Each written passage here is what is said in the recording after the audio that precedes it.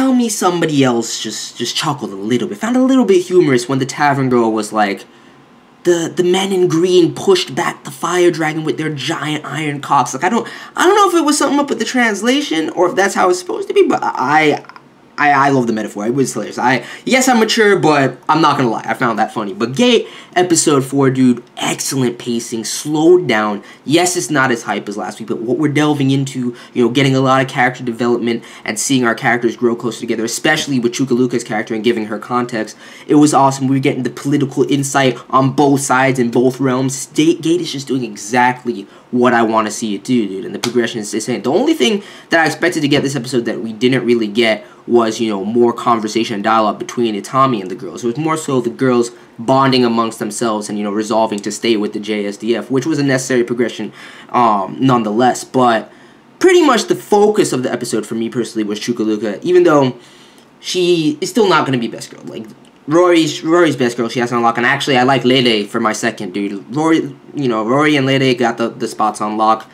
LUCA is bottom, but at the end of the day, she's still really dope, and this episode really makes me feel for her character. Like, honestly, coming off the fact that she clearly has mental scars after what just happened, who can blame her, dude? Her entire village was decimated in front of her eyes. Her father was eaten in front of her, dude. And she's still clearly broken up about, you know, ordering meals for her father and ordering, you know, male clothes and everything like that, not wanting to let go of his memory. And at the same time, she has no idea what to do with her life. She doesn't know how to fend for herself, but she doesn't, you know, feel right about relying on Itami and the JSDF for everything like that. And you see her being, you know, super grateful that Itami saved her life and everything, and she's definitely catching the feels for him already.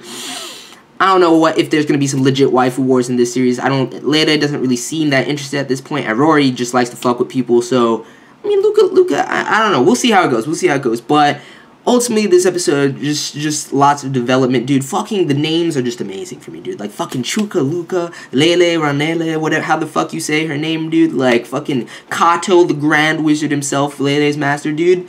Just the pervy sage vibes emanate from the man. The Arrow Ascendant vibes, that Master Roshi, that Jiraiya vibe. It's just with a dash of Merlin. That's just straight up what this dude is, and I fucking love him, man. He's awesome. The comedy surrounding him is beast, especially last episode, but this episode as well. And that was, you know, a main focus episode, just really showcasing, you know, what the refugees that they saved, you know, from, you know, Quarter Village and those 3 girls that they picked up, what the aftermath is with them and how they're gonna, you know, learn to survive after this. And I love seeing, you know, the JSDF's reaction, the higher-ups' reaction to Itami actually bringing them back and kind of skirting orders, and what's taking place on the other side of the gate with, you know, different countries kind of reacting to Japan trying to monopolize this resource, and you know, looking at people questioning the decisions that Japan is making, and, you know, questioning the Prime Minister about certain movements, the JSDS movements in the special zone. So I love getting that context and that development, but also that one, you know, superior of Itami was talking to him and everything like that. He's like, you need to use this time to actually assess whether this land is worth it for us. Like, he's putting a heavy burden on Itami, and Itami's OG. Like, that's the thing about Itami's character. While what we've seen from it so far, like, he just hacks in a certain way. Like, he's fucking ridiculous. You see him this whole episode. He's not even listening to his subordinates. He's not even really communicating with the girls. He's just chilling there. He's like, oh, we finally got cell phone service? Word, they set up a tower? Let me see all the shit that I missed. Yo, these fucking light novels, they go quick. I gotta download all this shit.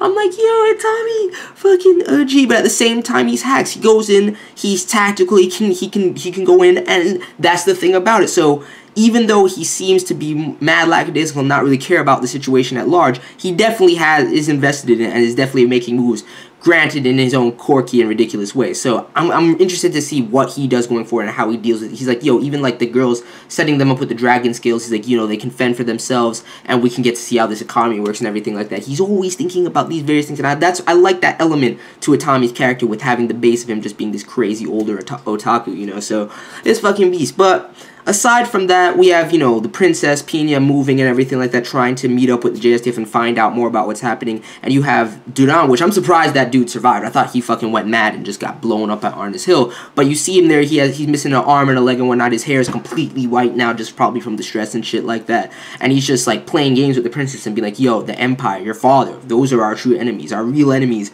were behind us. They sent us to our deaths. They knew what was going to happen, right? And this is definitely throwing Pina's mindset. And I feel like Pina Minya is just going to end up joining up with Itami's group and everything like that, and, you know, expand the little harm that he has going for himself. So that's what I see happening there. But overall, this episode, just a lot of setup, seeing, you know, a little bit more of the political hints on each side and giving more context to Luca's character and where the girls plan to go from here. So that's pretty much it for this episode. I'm looking forward to next week's episode. Let me know your thoughts, and I'm out. Peace.